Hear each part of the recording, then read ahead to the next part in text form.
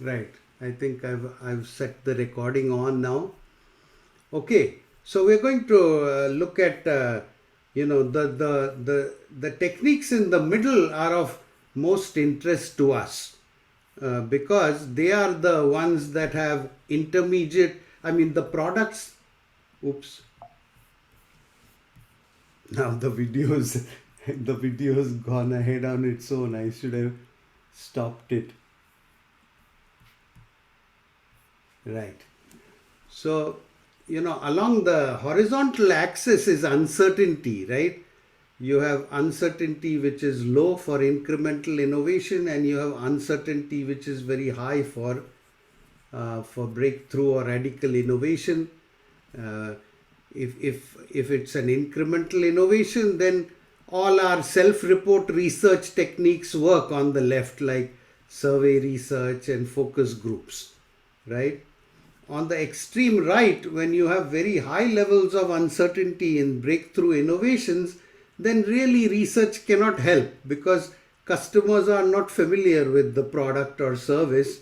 And so it's up to the intuition or judgment of a visionary leader to launch the product. And of course, their intuition can be informed by things like open innovation and crowdsourcing or biomimicry. And I'll get to biomimicry in a few minutes. But I think Evgenia's question was more about the techniques in the middle, right? This is often called field research because the researchers have to go to where the customer is and observe them in their natural settings as they are using the product or service. So um, let's talk about the techniques. The customer visit and empathic design are really two very useful techniques. Let's see if somebody can summarize what the differences are between customer visits and empathic design. Anybody recalls from their own readings? What do you remember about customer visit? What do you remember about empathic design?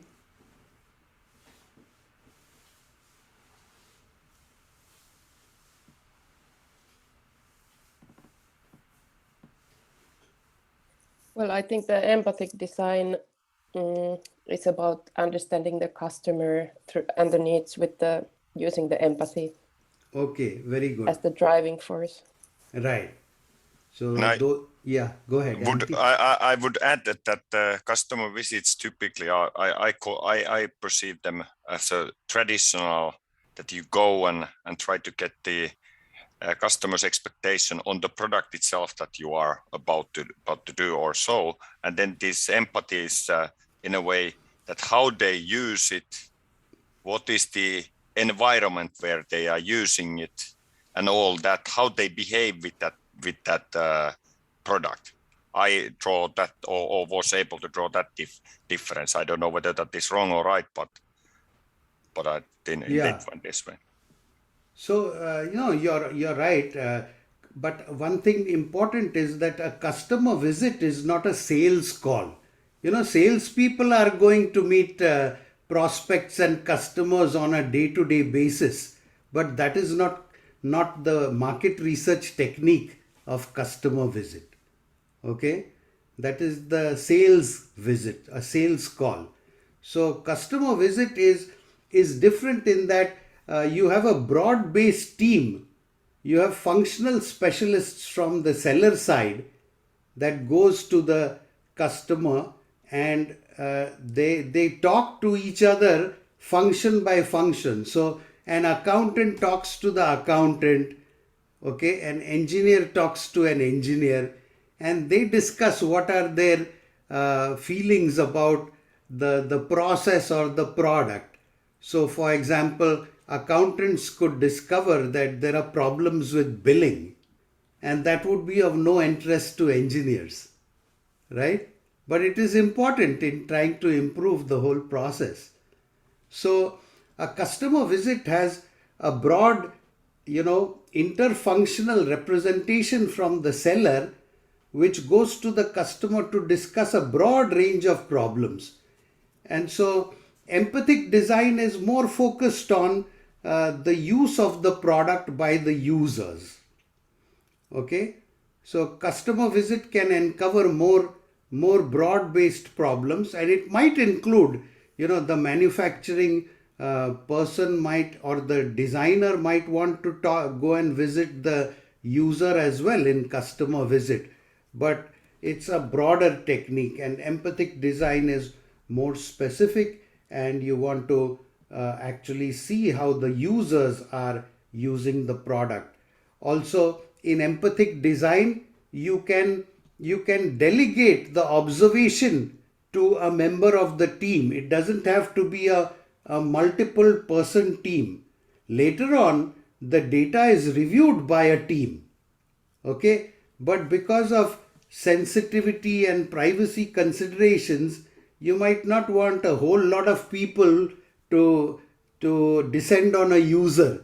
They may feel kind of inundated or overwhelmed. So in empathic design, typically the observation is carried out by one person who captures video or photographs and then brings it back to the team, and then they decide how to interpret it. Okay, so let me give you some examples, which was what Evgenia's question was, and I'll try to give you examples that are different from the video that you might have already seen. So and again, there are more examples of this in consumer settings, so, and those may be simpler to understand. So there was this research project commissioned by Marriott Hotels. You know the brand name. I don't think there are Marriott hotels in Finland, but there are, it's a US based brand, and it's a pretty multinational company. So, Marriott commissioned IDEO. IDEO is one of the leading companies that does this kind of, empathic design and customer visit type of research. So they sent a team of ethnographers to visit many different Marriott hotels in the US.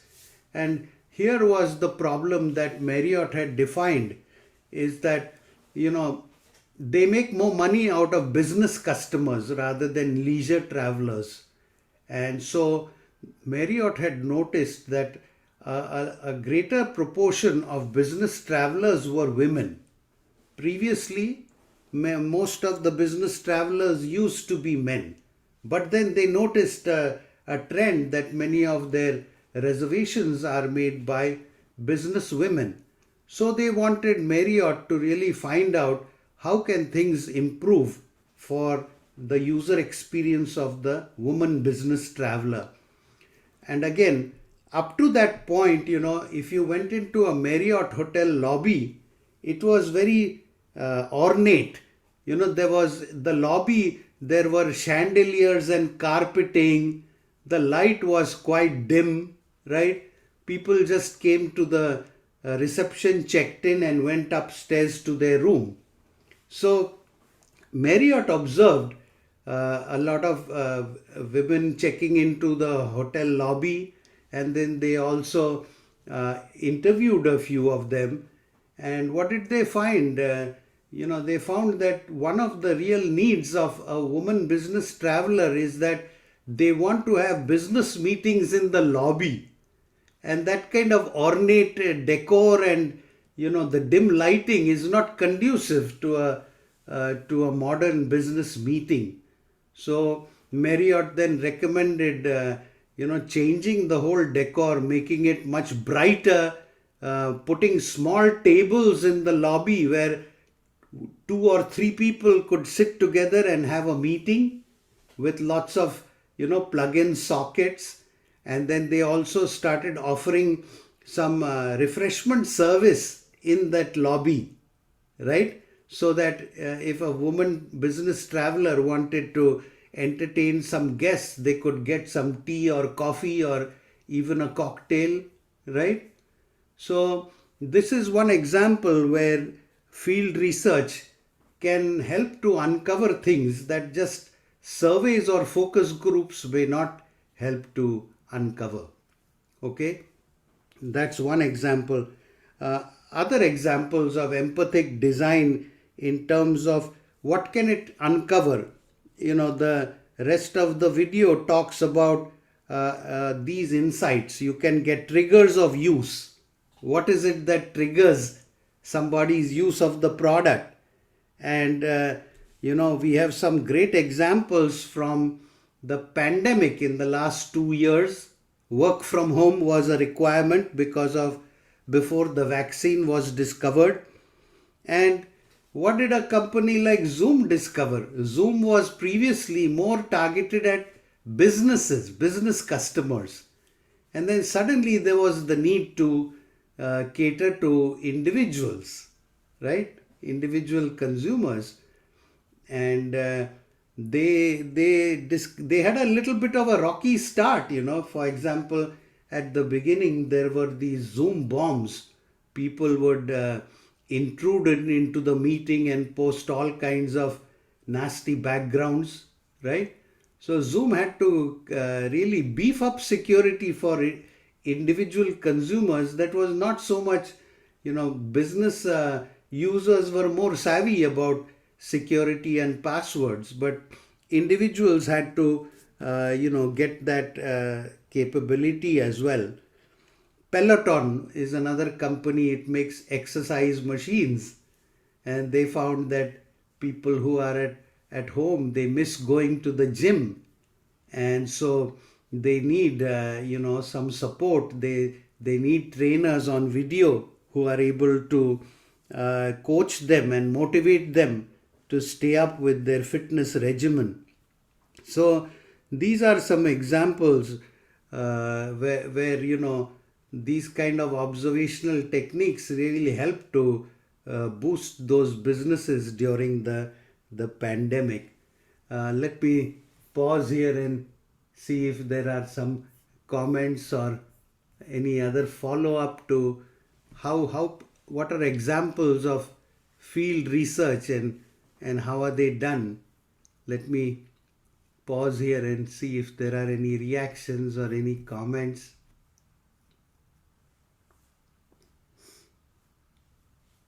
Well, maybe universities could be also one kind of thing, this research, because, for example, LUT now is offering sort of this hybrid thing that you need to be on campus specific dates. And, for example, you get extra points if you participate in the lecture, in some of the lectures. And then also there are totally online courses, so people can choose what to study and how to study.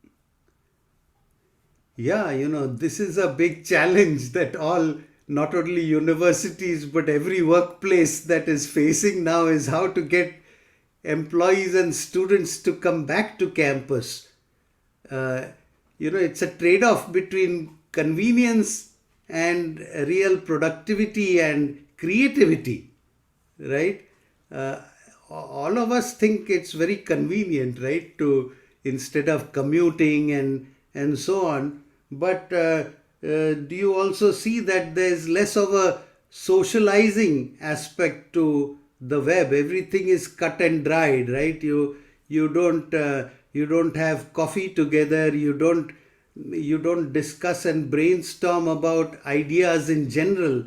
So a lot of companies are trying to incentivize people, and it's not easy. There's also this economic phenomenon, that people have already moved away from the urban areas to less expensive areas. At yes, least and also for cities like Lappeenranta, for example, it's a big loss if everyone is actually living in Helsinki and studying in Lappeenranta. So yeah, the money that comes to Lappeenranta doesn't come here anymore. now that's interesting. To me, Helsinki is the urban city and Lappeenranta is the less urban, right? But in the US, it's happening the reverse. People are leaving San Francisco and going to remote areas because the rent is lower there and they can work from home. Do you see? Makes sense. The trend is a little bit different. But at any rate, the local economy will suffer, as you said, right? And now I don't know whether these techniques will really help, because the economic considerations are so salient, you know. But But for some startups, it's actually really beneficial because they don't need to pay rent for the offices and such. So it's giving them quite like provide them like opportunity to invest on different things than the like rent and internet providing and such for the employees. And also I'm working a hybrid method at the moment in a company located in Helsinki. And what we are doing is actually they are trying to create this bond between employees. So we have every day like open slots, like coffee gathering. So randomly 15 minutes, you're meeting with people and discussing something outside of the work. And we have Thursday sandwiches. So we are just like sharing, discussing like daily basis stuffs together or lunch together online and something. So I think companies started to get creative in that respect to keep on creating this networking between the colleagues and still keep hybrid working methods, because it seems like it's not going anywhere. So now people are so used to it. I also read it on Forbes, the companies are like approaching towards the hybrid working method. So 1 day or 2 days at the offices and rest remote. But let's see. yes, thank you, Damit. That was a real nice contribution. Yeah, I think there's two ways of doing the hybrid. One is, as you suggested, that even when you're online, you have unorganized or unstructured meetings. That is, they are social meetings. You share a sandwich, but there is no agenda, so that you really have time to talk to people about non-work things. Usually when we are meeting on Zoom, we have an agenda and we have to get through that. But if you can organize an online meeting which has a social purpose rather than a work purpose, then that might help.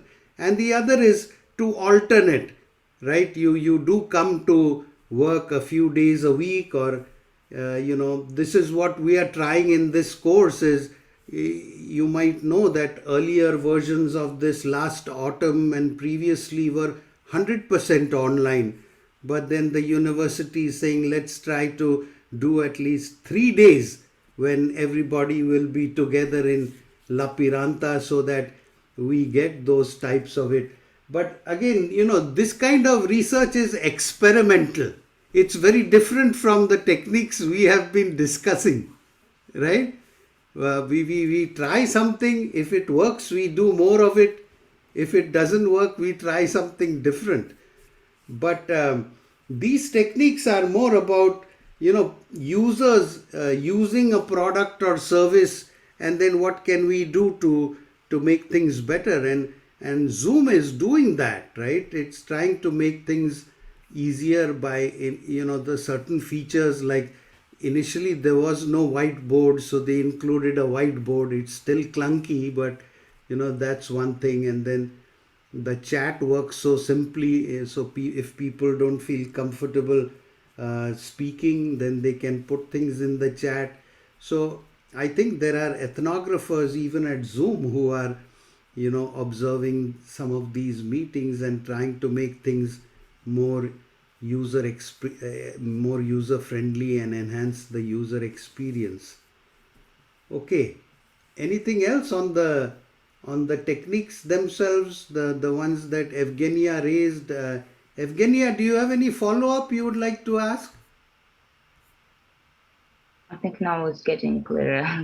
Thank you. Okay.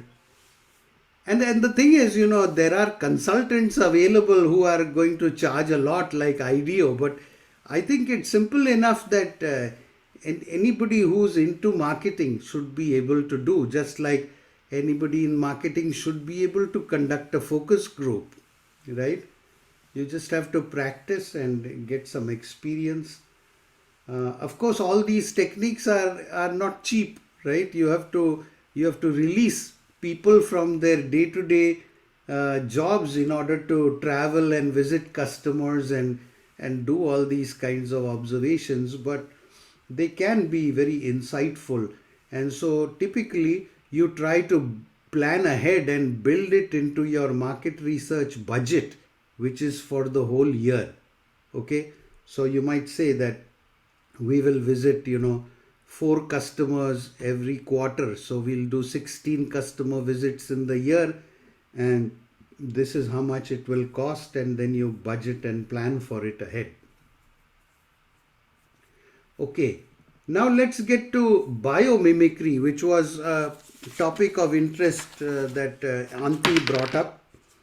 So bio means nature and mimesis means imitation, right? And Antti was right that, because of the interest in sustainability, we know that nature has had millennia to make things more sustainable, right? The whole theory of evolution is that only the better ones survive. So they have made adaptations.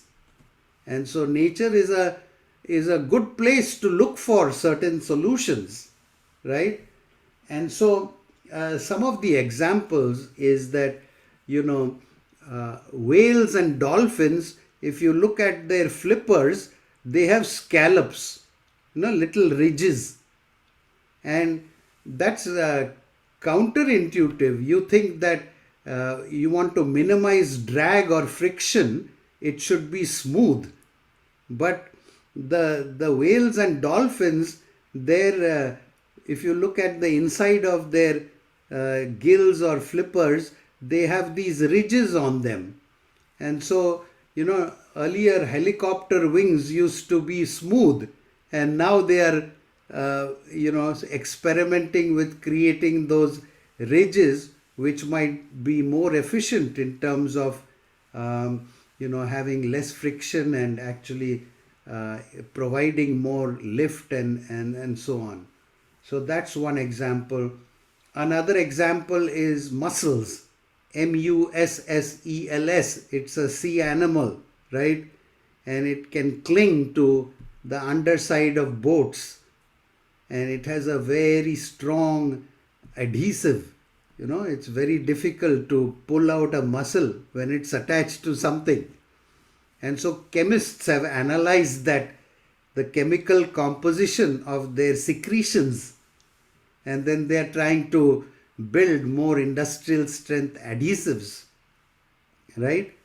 So these are some examples. The challenge, of course, is that now you need to have a biologist in the product development team, right? It's not enough to have engineers and business people and, designers. You need those anyway. But now you have to add a 4th member to the team who spends the time trying to, see what are you trying to build and what are the models in nature that you can look to borrow from. So again, it's a pretty resource intensive technique, and biologists by themselves are not prone to business applications. They want to make discoveries and then publish them in scholarly journals or apply them to their own fields like marine or forestry or agriculture, right? So you have to again form teams. But there is a biomimicry institute here in Colorado which is doing some pretty interesting work, and I think still it hasn't crossed the chasm, to be frank, but there are some leaders who believe in this and are experimenting with it. So we will see more of it, I believe, in the coming years. And certainly the drive towards minimizing carbon footprint is going to give this a big boost. I remember the Speedo example that they antimicrobial film mimicking the shark skin So they created the swimsuit for 2008 Olympics. I remember to read that in the news. Yes, thank you for So recalling that great example. And initially the International Olympic Committee was not approving that, and then they had to be yep, convinced, and there was this whole international hullabaloo about whether mhm, it changes, gives anybody a advantage or not. But now it's been incorporated, right? yep. It's banned now, like they're not using it anymore. But it Right. was very interesting Yeah. example. Anybody else has any examples to share about biomimicry and its applications? Sorry, Demi, did it work, the shark costumes? What did you say? It is a swimsuit, like for 2008 Olympics. But did it work? Did they win? Yeah, You know. apparently, Okay, that's funny. if I remember correctly, if I recall correctly, they won the the swimmer who wore it like won the Olympics. And I think right now there is some other international controversy about women wanting to cover their head. There are some countries where the hijab is very common, right? In some Islamic countries. So the swimmers from there wanted to wear some different kind of head covering, and that has been now approved. Now, it doesn't really have to do with biomimicry, but again, it just shows that the International Olympic Committee rules, they have to be updated, to keep in mind the social and cultural trends, and make things more accessible to users.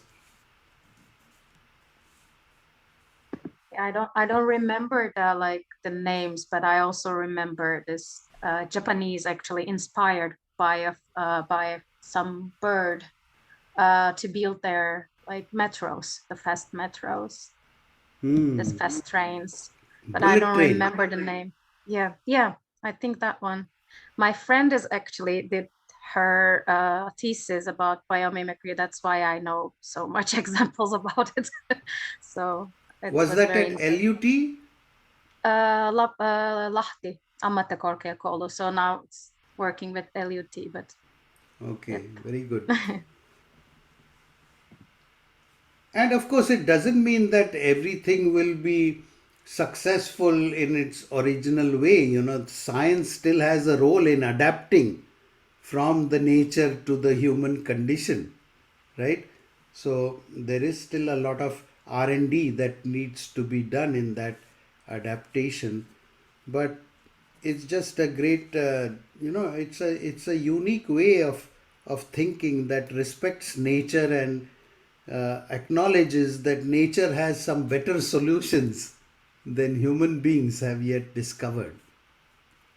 So it is. I think one Yeah. good example here in Finland are those lights that mimic the sun, because when it's dark, so the lamp is very bright, but it gives same kind of radiant things as the sun. So if you spend time with the lamp, so you actually get the same energies or something that comes from the sun.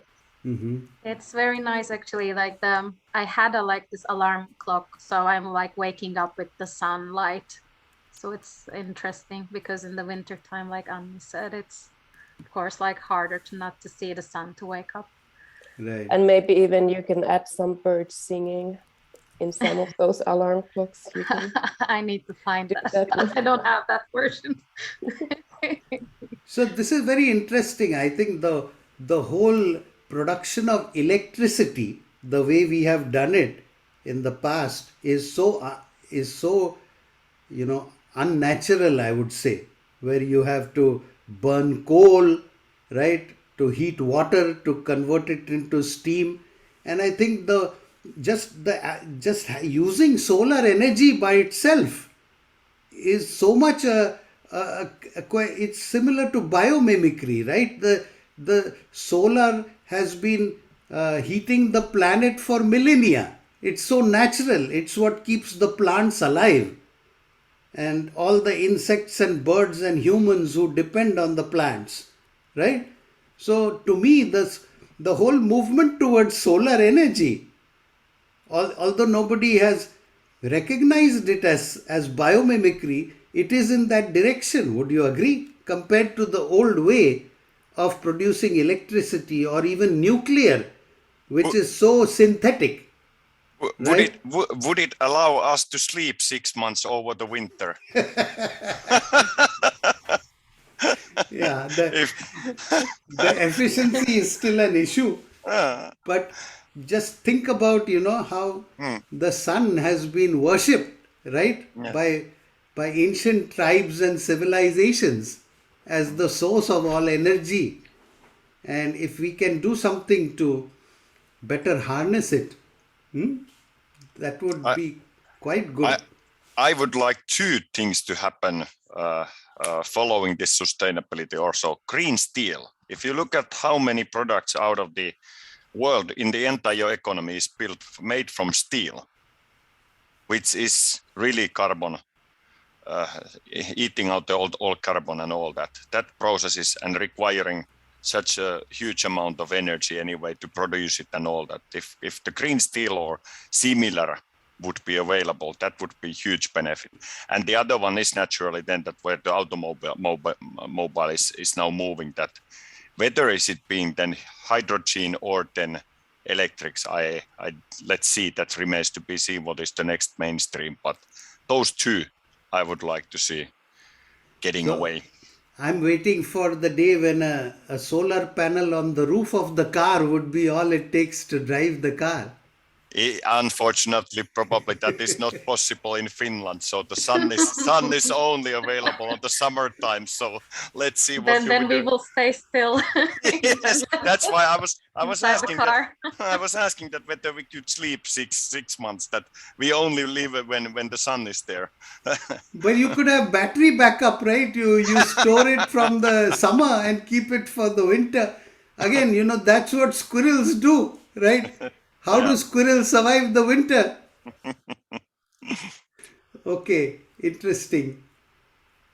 So now let's talk about the Kano concept, which is also a part of this chapter. Let me go forward here.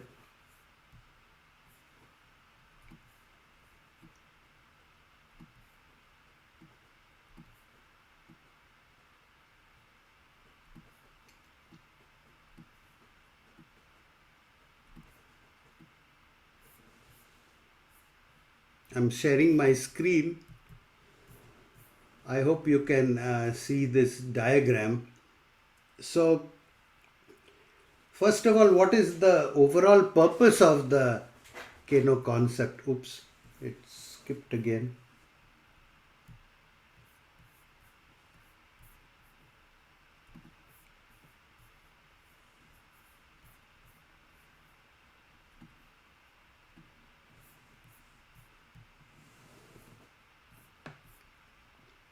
Right. So the purpose of the Kano concept is it's one tool in a larger framework of quality function deployment. That is, how do you improve the quality of your product or service to better meet the needs of customers? That's the overall goal, okay, of the quality function deployment, and Kano concept is one tool within that. So basically the premise is that any product or service, it could be a ballpoint pen, it could be a smartphone, it doesn't matter what the product or service is, but you can always decompose it or look at it in terms of three levels of quality. Okay, there's the orange line over here, which is often called the minimum viable product. That is, if you don't have this level of quality, don't even launch the product. Okay, because the customer expects that it should be there, right? And the customer knows about it, but they don't necessarily speak about it. They just expect that this is so obvious that you as the seller should be able to figure out what is this minimum level of quality. Okay, so to make it operational, some minimum functionality must be specified in terms of the orange line, right? An automobile, it must have 4 wheels, it must have a steering system, right? If you have a new device which doesn't have 4 wheels or it doesn't have a steering system, then it's difficult to accept that as a car, right? And so this is very interesting in terms of customer satisfaction, is that if you have that minimum quality, it's just going to be the same as everybody else. It doesn't give any boost in satisfaction. But if you don't have it, then people are going to be very dissatisfied and they won't even come close to your product or service. Okay, so this is the minimum level. It also has to do with things like durability. If I have my phone, I'm going to drop it for sure, but it should be able to last at least couple of years. 2 years is my minimum expectation, right, for the amount of money we pay for these devices. So those are kind of the minimum expectations on quality. Now, if you go to the next level of quality, this is called one-dimensional quality. The customer knows about it and they speak about it. That is, this is the path of incremental innovation. They tell you, I want more battery power, I want more screen size, right? So the current level of industry competition is everybody tries to outdo each other. Samsung will come up with some things to satisfy the customer, which gives it a 6 or 12-month advantage, and then Apple will come and match it later. So this is the current level of competition, the blue line. Okay, so those two are already in existence in existing products or services. And what does the Kano concept provoke and challenge us to do as designers or marketeers is to come up with an extra level of quality, which is called the attractive level of quality. This has the characteristic that the customers don't know about it, therefore they cannot speak about it. But this is the one that is very creative. It surprises and delights the customer. So it's called a wow factor, right? And this is what gives competitive advantage in the marketplace. The first company to come up with something green will have some advantage and maximize its revenue and profits in the short term. Now, eventually, the green line will get absorbed into the blue line. And over time, the blue line will get absorbed into the orange line. Why? Because customers' expectations are always shifting. They want more value, right? So this is what will happen over time. So, the real, I think, the benefit of the Kano concept is to look at your own products and services, figure out the orange line and blue line, but then do some of those market research techniques like customer visits, empathic design, lead user research to come up with a wow factor that can be implemented in the next version of your product or service. And then it's going to wow the marketplace. And the example of it, which you may have already seen it in the video, but it is, Apple in 2007 coming out with the iPhone, which had 3 functionalities bundled into one. It was a phone, it was a music player, and it was an internet browser. and nobody had seen this kind of integration before in one package. And then also the touch screen, which most people thought it was really something different and valuable compared to the to the actual keyboard, physical keyboard. So this is what the Keno concept is about. Let me pause here and see if you have any comments, questions, or any examples to share. No, based on the reading, if I got it right, and then is this now something? There was a couple of serious attempts, even with Apple, to come up with this solution already earlier than with iPhone, a couple of years before. Yeah, this was in development for about 3 years. Yeah. So they had to do a lot of experiments, But did they do something already in the early days with Motorola before they come up with their own solution? If I got it from the book, maybe I was then misreading, but I mean, it was something that the first version even failed. It was too cumbersome. And then Right, they decided, I think it was some version of the iPod that they were trying to do some kind of collaboration with Motorola, and it did fail. yo, Yeah, so it was an earlier version. They didn't call it the iPhone.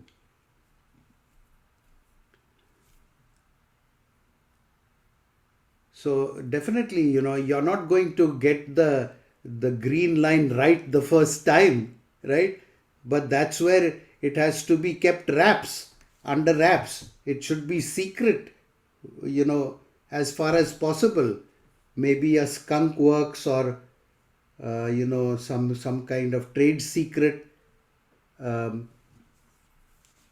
Yeah, I should go back and look at that Motorola example. I myself am fuzzy I about mean, it. the chapter started with that example that they were starting to why Steve Jobs basically then wanted to come after this iPod, Right. before moving that what to do. He wanted to pack the music and the surfing and all that into one equipment.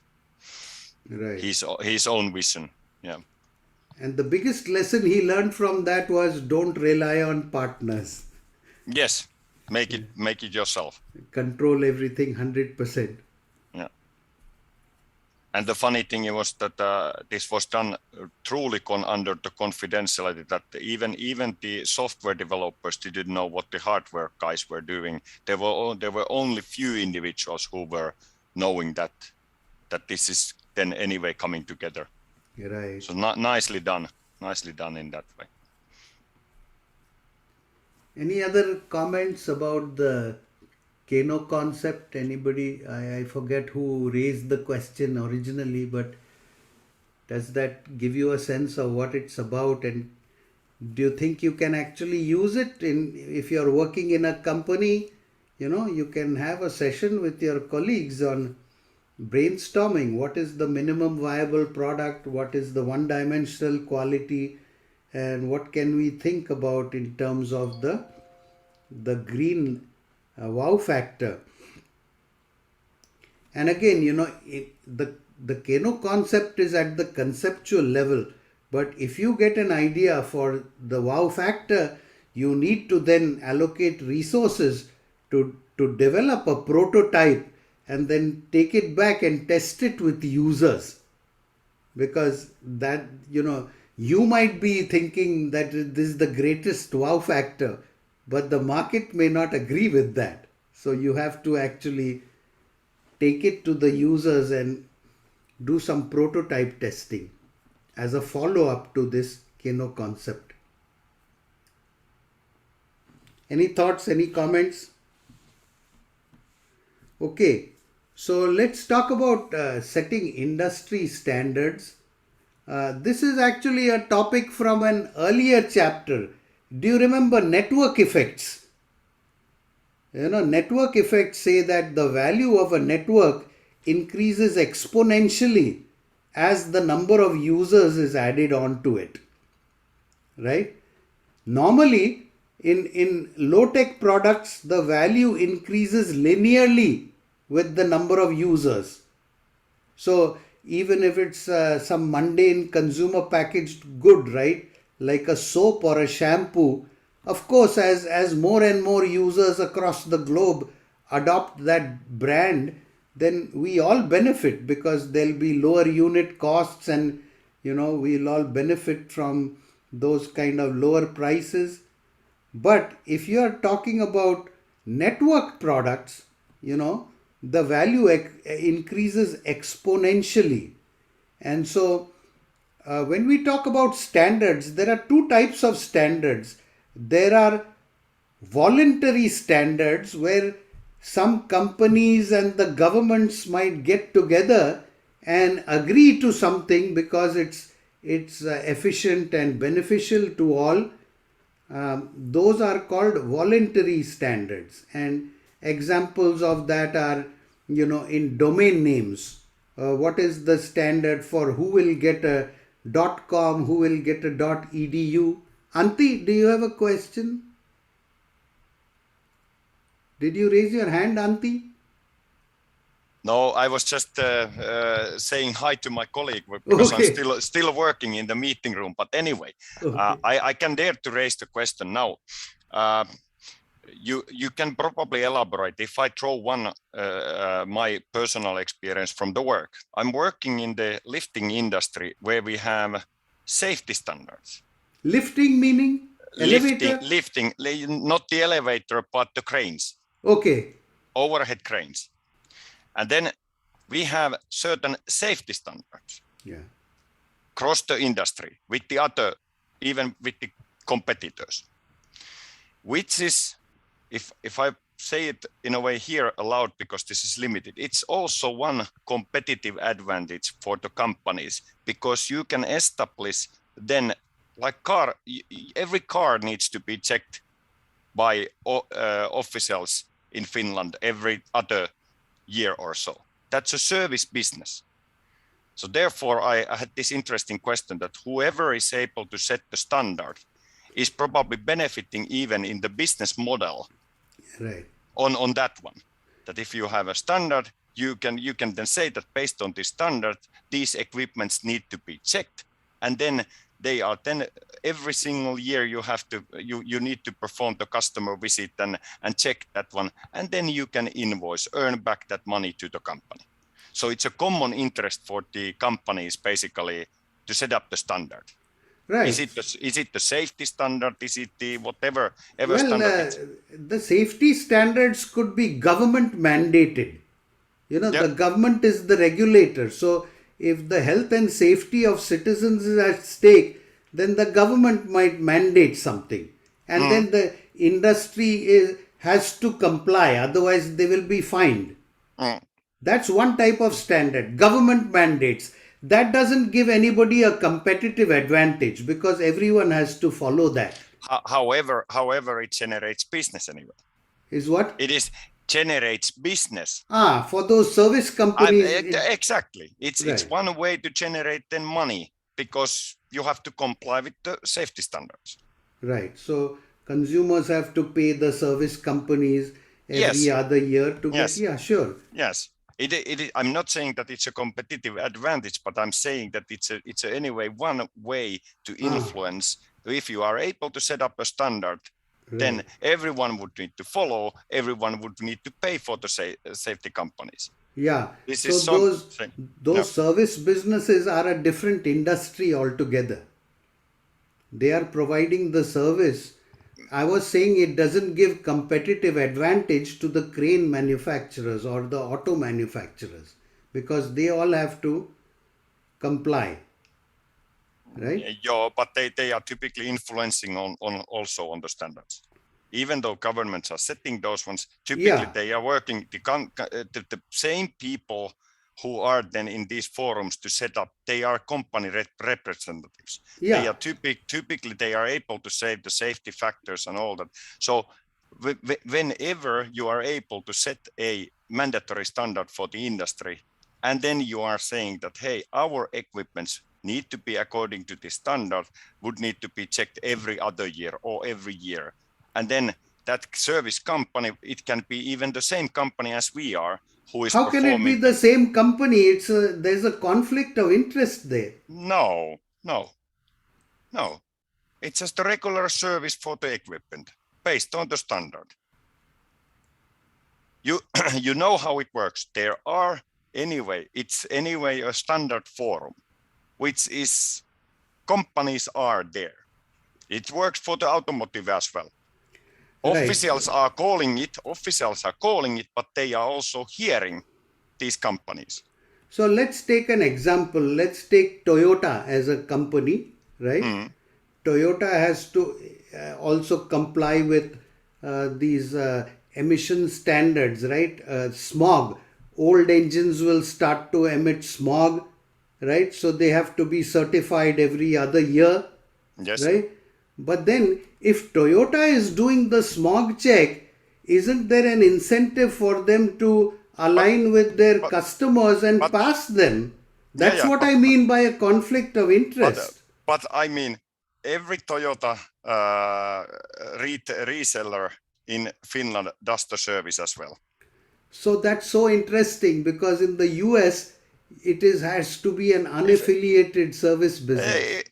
If I go anyway, any car Right. that you buy from the OEM, original equipment manufacturer, you buy it from Volvo, you buy it from Toyota, you can go back and then go that, hey, I need to take my annual inspection in a minute. Independent annual inspector there is. But that's So, an independent inspector who's getting paid, right? Correct. That's right. So that's an outside That's an outside auditor. But the Right. service you need to do, or you can do Right. with the original equipment Okay, now manufacturer. then it's similar to here. Yeah. Okay. Now there's the government standard, there's the voluntary standard where companies and governments could agree that we need to have this because then it will help us all.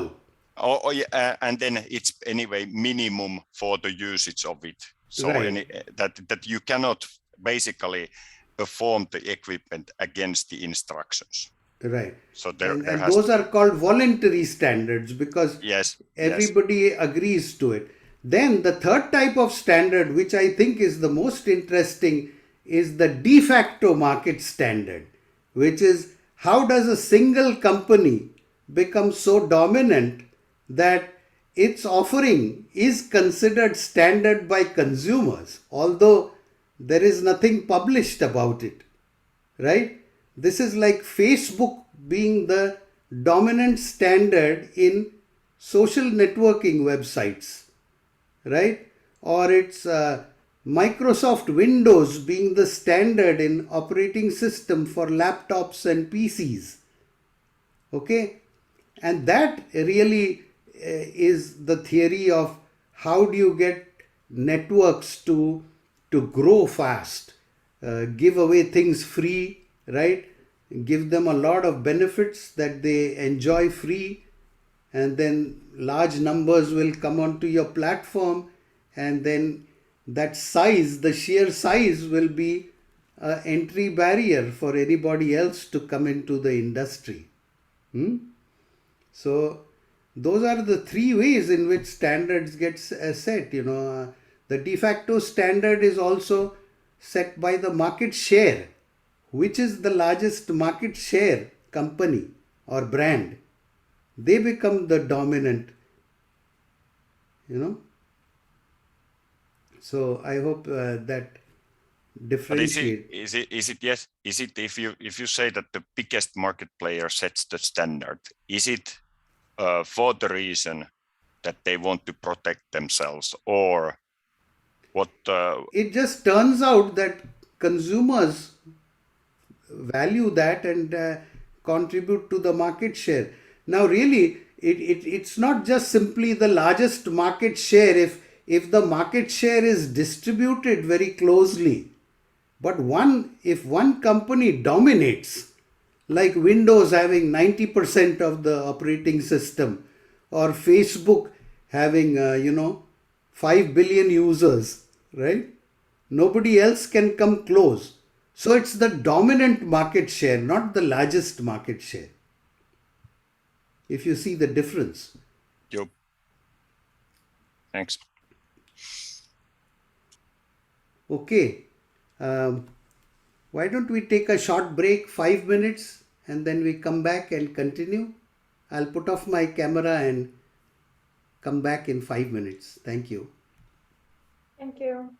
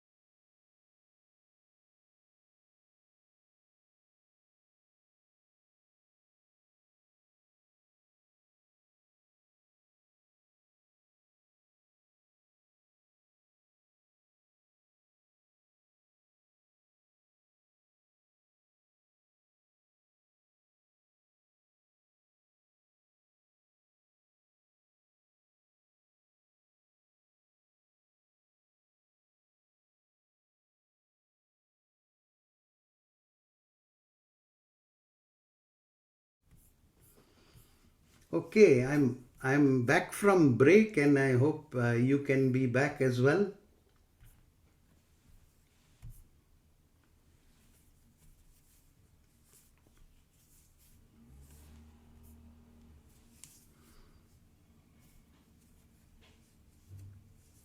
Yes, I'm here at least.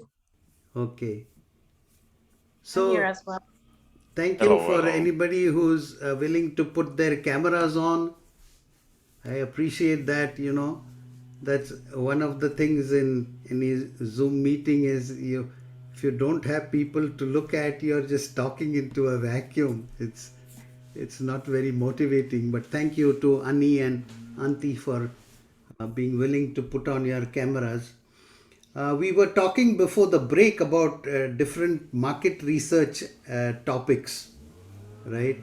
So now we can move on to some of the other chapters. Anything about alliances and partnerships that you found interesting or that you would like to discuss a little more? There was this chapter 5 on alliances and partnerships, or what did you, anything you got out of it? Any ahas?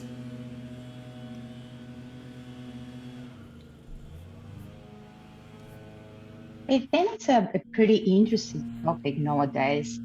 Um, I guess right now it's like a pretty kind of like normal discussion that we have inside of the companies on how we are building our partner ecosystem, how we are collaborating in different companies just to bring our solution. Because in some cases you have like one product or service, and in order to enter to like some markets, you will need to have like a system integrator, or you will need to have a partner in order to enable end-to-end some use cases, for example. So I think it's very important. Of course, there are like some specific differences between the alliances and the partnership in terms of responsibilities, in terms of like revenues, that then in some cases requires like signing these MOUs or NDAs. But I think uh, right now companies is very rare if they are not partnering up or just finding different alliances just to grow their business and of course their revenues. Yeah, thank you, Lorena, for your comment. It's definitely become quite common, right, in recent decades. But at the same time, you will see that some companies want more control, right? Like we were talking before the break, Apple is a company that wants so much control over everything. uh, they also partner, of course, with their suppliers like Samsung, and then they have all their third party app developers. But there's no question that, you know the downside of partnerships is that you have to give up some control, right? It's more difficult to motivate employees of another company than it is to motivate your own employees whom you have selected, recruited, and trained. And so that becomes the challenge of these kind of alliances and partnerships. On the one hand, they have a lot of flexibility, right? They are much more flexible than a merger and an acquisition, because you can do things together for shorter periods of time, and when that specific project or initiative is over, you go your separate ways. But with that comes also a certain lack of control, because now you cannot you cannot dictate everything to the partner, but you have to still influence the partner to get the resources that you need. So that's why it's a challenge. You have to strike this balance between flexibility and control. Any other thoughts or comments about any topics you would like me to discuss on alliances and partnerships? Anything you're curious about?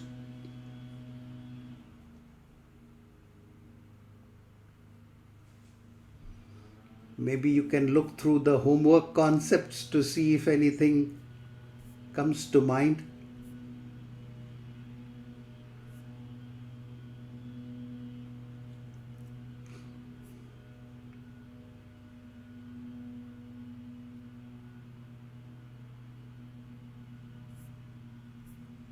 Well, they are speaking about the unilateral and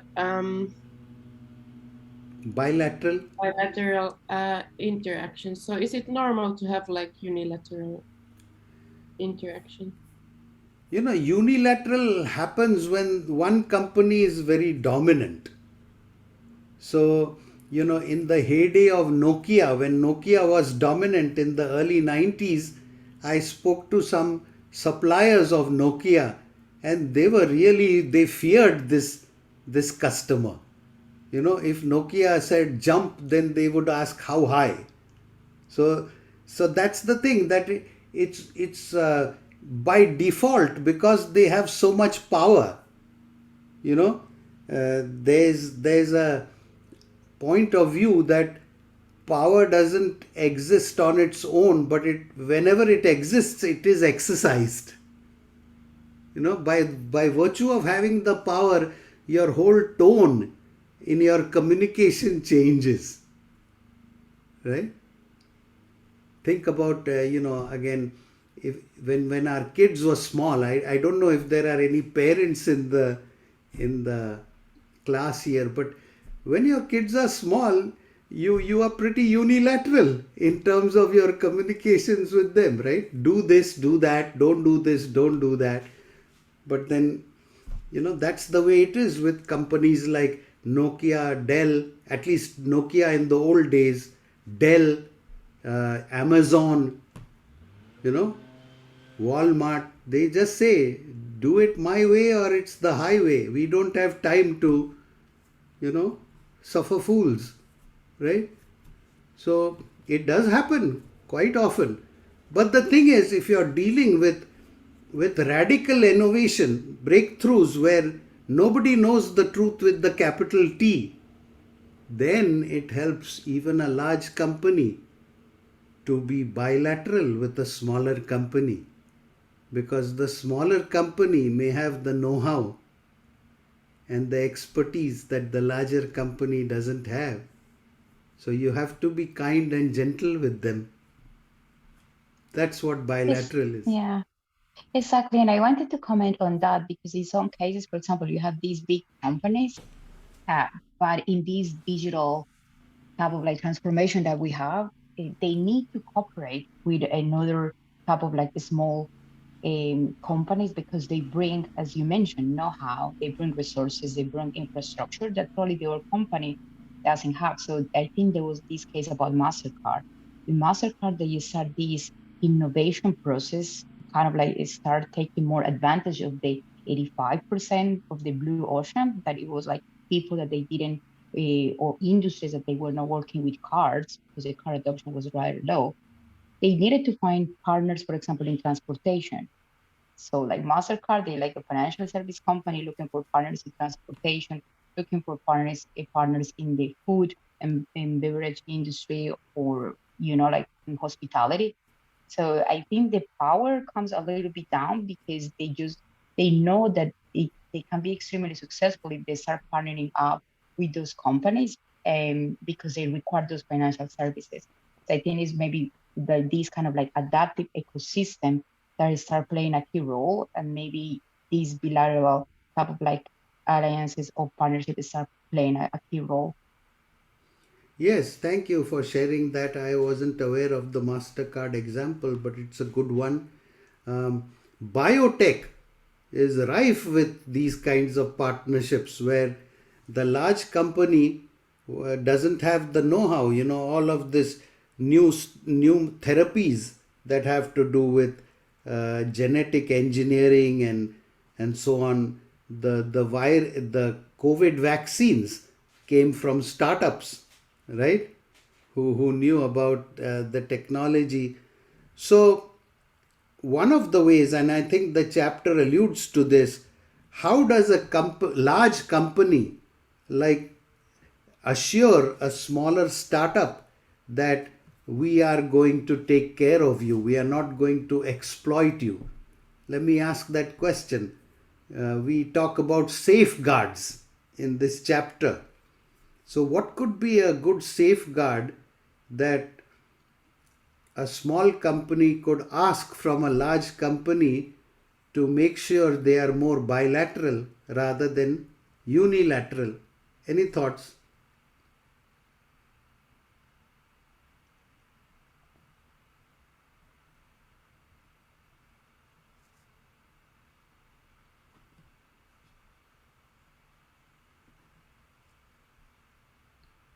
So we discussed this mechanism called minority equity investment.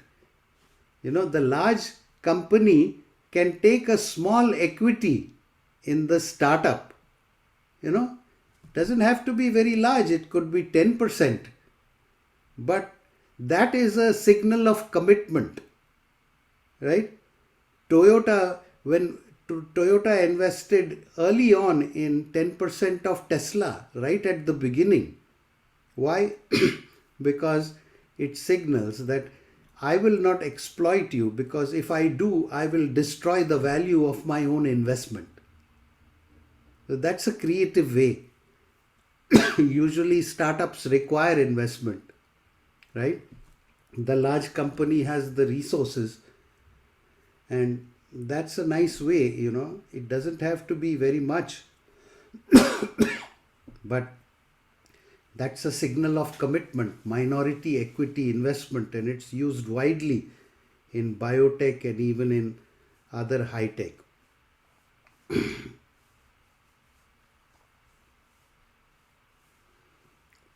Any other topics in this chapter that were of interest, alliances and partnerships?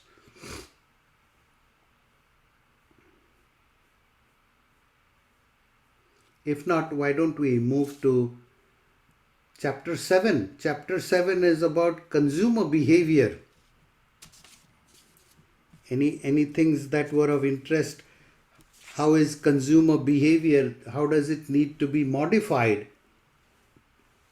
Or how do strategies need to be modified to address the uncertainty that consumers face in high tech?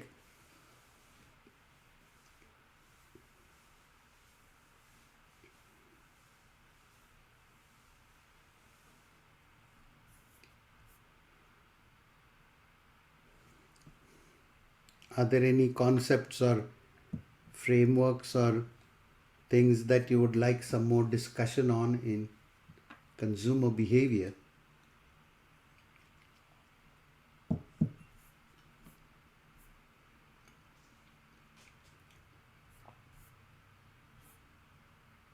I wanted to ask about one factor affecting customer purchase decision.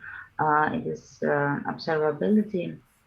So am I right that it can be connected with external factors such as customer experience or how the customer sees a brand, for example?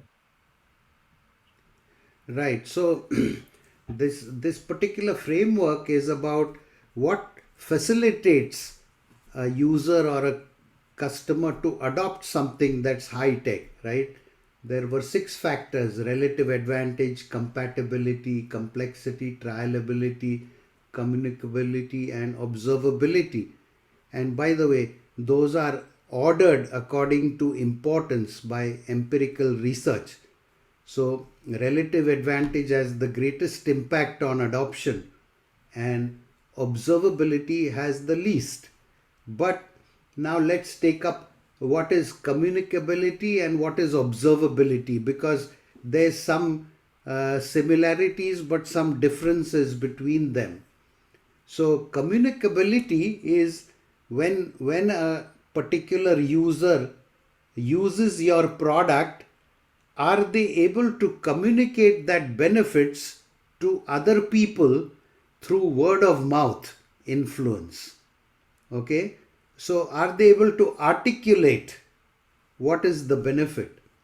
And that's not always easy in high tech, because a lot of the benefits are experiential, right? If somebody told me, oh, I went on a space tourism flight and I had a fantastic experience with weightlessness, I won't understand it here sitting on the ground, right? So that has low communicability. But if I say that, um, I went to a restaurant and I had this, fantastic new cuisine, Ethiopian cuisine, but it's very similar to, something that is hot and spicy. Okay, and you might name some dish. This is, the Ethiopian dish that I had is similar to Indian chicken tikka masala. Then it is communicated. If I know what is Indian chicken tikka masala, I will understand what the benefit of that Ethiopian dish is, right? Now, observability also has to do with non-adopters observing the benefits of the product or service. So it is something that has to be externally visible to potential adopters, and they must be able to see it just by observing the product. So one example of this would be, you see now, I saw this first in the Toyota Prius in 2014. I bought my first Toyota Prius. That's the hybrid car. And when you go down a hill, there's a digital readout on the miles per gallon, the fuel efficiency. And it actually hits 99 miles per gallon, which is huge. Now, normal cars get like 30 miles per gallon, right?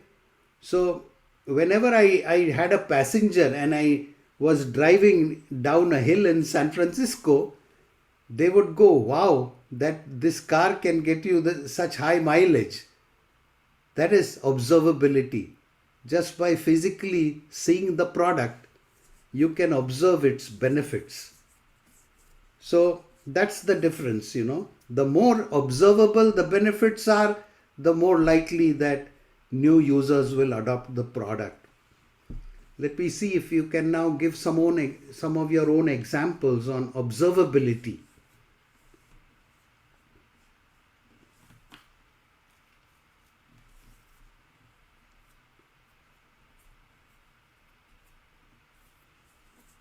Lorena, did that help?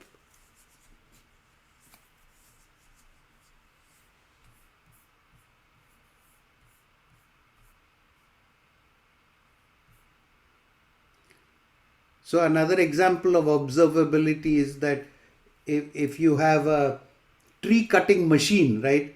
I think in Finland you have all these machines that can cut a forest, right? So if you see the productivity physically, that it's chopping trees very fast, and in a whole day you can clear a big forest, that is observability. If it's much faster than what other machines can do, right? So isn't it in simplicity, for instance, using some new apps or applications? If you see the kids playing those ones, oh, that is so handy that you were adapted in so quick time, 5 minutes and all that. I can at least observe my 11-year-old son doing Yes. those tricks quickly. Actually, toy companies use engagement. Physically, they observe, they make a prototype and they let kids play with it, and they time how long are they engaged with it. So that's observable, right? If you see a child playing with a game or a video game and they are very engaged for a long period of time, that would make you want to adopt the product, right? So that's a good example of observability.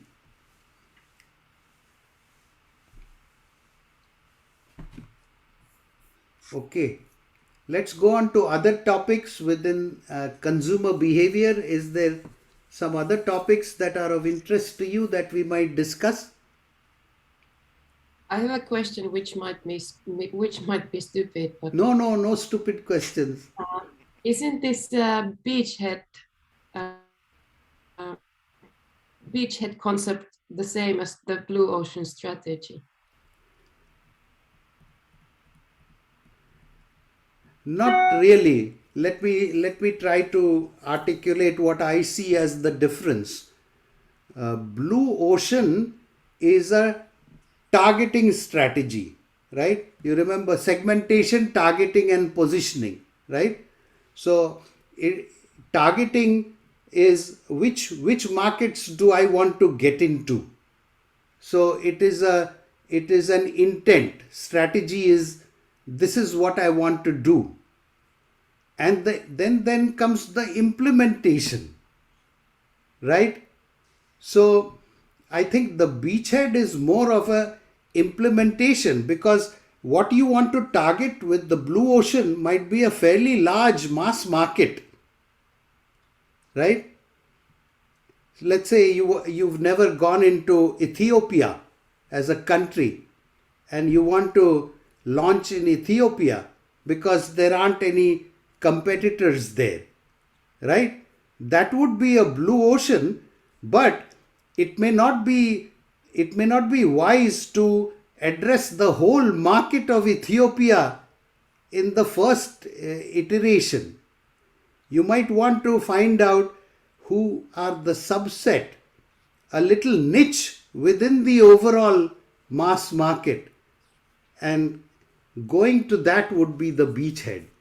So a beachhead is always a niche, but a blue ocean could be a fairly large market.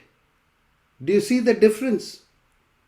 So to me, the blue ocean, I mean, in some cases they might coincide. If you decide that the blue ocean is in fact a very small subsegment, then it might represent the beachhead as well. But it doesn't always have to be so. You could target a fairly large blue ocean, and then you would have to still work out what's the right beachhead to go after. That would be my way of seeing a difference between the two. Does it make sense? Yes, it does. I need to think about it. Yeah.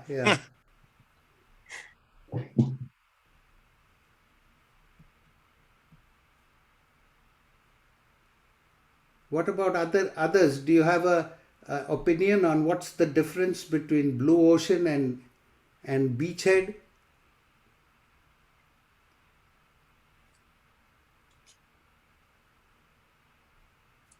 And again, an example might help here. You know the Segway, right? We've all seen people riding Segways. Segway is the two-wheeler. It was launched way back in, I think, around 2005 or so.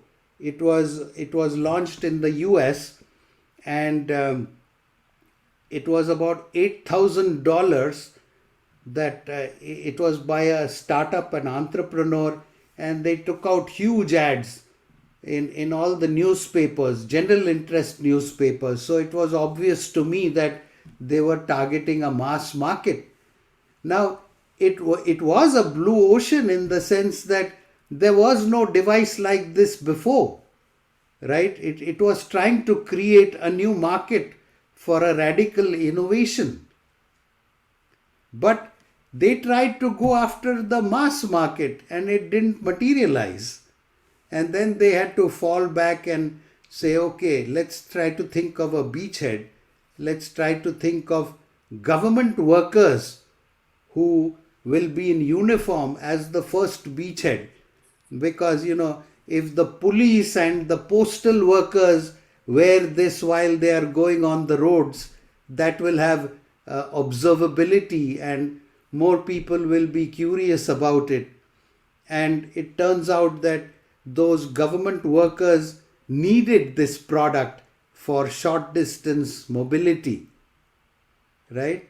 So this is where I think they wanted it, they thought it would be a blue ocean mass market, but it didn't work, and then they had to find a beachhead to get traction. I guess initially, of course, it was a blue ocean because they were kind of like trying to introduce the kind of like segment or industry of micromobility and just going into last mile type of thing. But also it came with a little bit of failure because I think the owner that came with that idea died in an accident using the segment. So it come into like a huge debate on how safe how safe this kind of like means of transportation was. And it just raised like many comments and many questions. And of course, then you have all of these scooters, all of the bikes and these type of things, and they came with like more kind of like safety rules.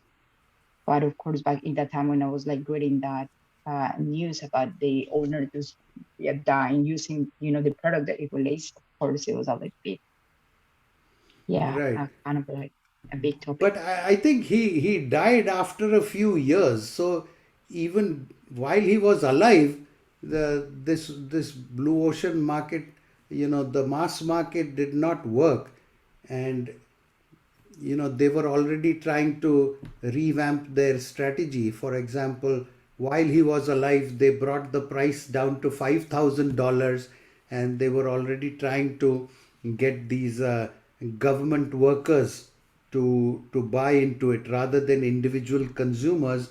They positioned it as a business product for this little niche. So yes, I think it did suffer. The brand suffered, and the product sales went down after he died. But the signals were there already before that they needed a beachhead rather than the mass market Totally. strategy.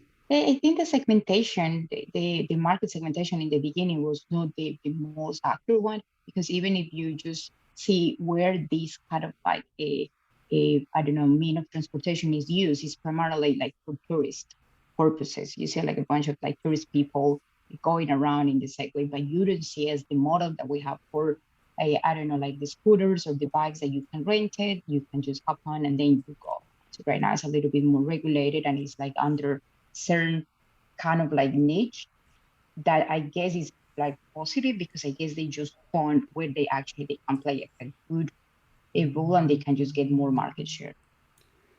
Yeah, I agree with you. I think initially there was no segmentation at all. He was just he was a inventor. He was an engineer. He just said, build. If I build a great product, people will come, and then that didn't hold, and so he had to bring in some marketeers to help him with his, targeting, and then address these specific segments. And now, Segway is actually owned by a Chinese company. They sold out. They still have products. They've modified them, and as you pointed out, they have to follow all the government regulations. But it's a lot cheaper and it's a lot smaller product than it used to be.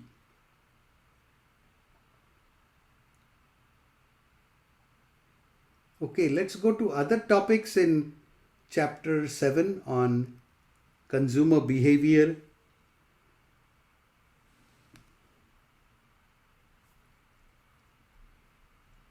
Any topics you would like to bring up? Crossing the chasm. I can ask that one, because I mean, theoretically or academically, you can always draw the line on how the market develops. You can have the bowling alley or tornado or so, but is there clear borderlines that you start to see that this is booming? Yeah, actually you can, and it is very practical when you start getting a lot of orders, like on the web, or people are calling in, or your salespeople are getting overwhelmed. There's not enough staff to handle the operations. That's very tangible. So it's not easy to forecast when it will happen, but it's easy to see when it happens, because you feel there's some pressure. positive pressure in that way, but I think you would need to measure it for a certain time. That does this continue every single day, one after another? This phenomenon keeps on going on. So is that somehow, because one day doesn't yet bring the No. evidence that this is then booming. Right. So you have to track your sales data, right? You have to look at it maybe weekly, monthly. But the people who know this theory know that we have to watch for it, right? So again, I would like to say that it is not the case that every product faces a chasm or every product faces a tornado. No, if you've planned well for it, it could be a smooth ride up to the top. There are hit products like that. But if you know the theory, then you will be expecting that some problem could arise. And that's where you have to keep looking at the sales data. You have to look at how things are going every day, and then say, okay, we need to hire more people, or we need to find more distributors, right? Your customers will tell you very loudly if you've fouled up, isn't it? Yeah, true. But I mean, this because I'm playing in the more traditional industry by myself, so I do not in a way see or observe. Maybe some of the people who have been in the consumer business or even Nokia or somewhere have really experienced that after doing certain R&D and testing the market and all that, then you start to really see that, okay, it started to work. I have read the book from Nokia that they realized it too late. They faced the logistics and supply chain challenges on that high demand. And then they needed to fix the entire company in a way that it can be even providing that huge amount of phones in the end. Right. So again, it's not something you can forecast that when it's precisely going to happen. But I think you can, if you've read the theory, then you know that this is likely to happen. And so, especially at the executive level, you have to make sure that there's resources and capital. But I think all of us have observed problems as consumers, right? In the beginning, when we had these phones, remember how many dropped calls there were, right? The connections were not good, right? Even now, when you go to some poor websites, you can see spinning wheels, right? So those are examples where there's not enough capacity. Now, if it's something very idiosyncratic, the site went down just for a day, then you're not going to overreact to it. But I think over weeks and months, if your customers are complaining and you don't do anything about it, then you could be headed for disaster.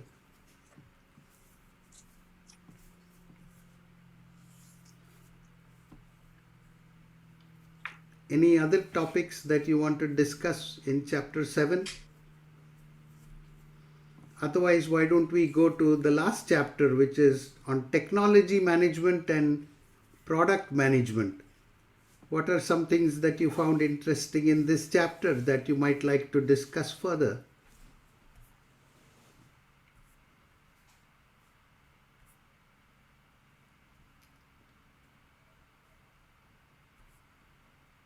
I'd like to encourage anybody who's not asked anything. If there's some burning issues that you have, don't feel shy. You can write it in the chat or just raise your hand and we'll let you speak into the microphone. By the way, I must say that I really appreciate the subset of people who are participating in these webinars, right? We have about more than 30 students, 30, and only about half of them are here because we want to leave it up to you to see value in this, right? So I do appreciate people showing up, and I hope these webinars are somewhat useful in addition to just reading and writing homeworks. I hope this gives you a chance to explore these topics in further depth and get insights from everybody in the Zoom meeting. So, we are on the topic of Chapter 8, Technology and Product Management. Anybody would like to raise any questions or share any experiences? I will break the ice again. I mean, in that way, that could you then give few examples on good examples on the modularity? So you didn't like the Lego example or the IKEA example?